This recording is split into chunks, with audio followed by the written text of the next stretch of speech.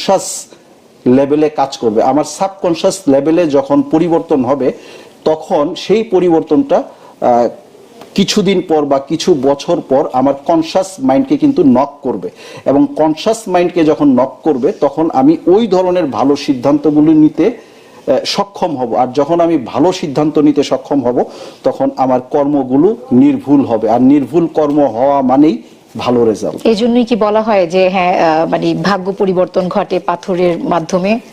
ভাগ্য পরিবর্তন ঘটে এটা বিষয়টা তেমন নয়, ভাগ্য পরিবর্তনে সহায়ক ভূমিকা পালন করে থাকে। কারণ জ্যোতিষশাস্ত্রে কর্মকে কিন্তু 3 ভাগে ভাগ করা হয়েছে।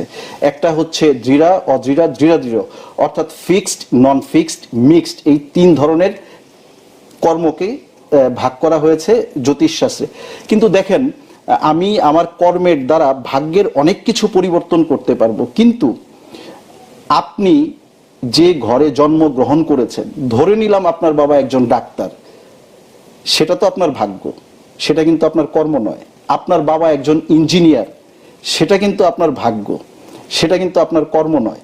কাজেই ভাগ্য এবং কর্মের যে সেতু বন্ধন, সেটাই হচ্ছে একজন মানুষের জীবনে কিন্তু সাকসেস এনে দেয়।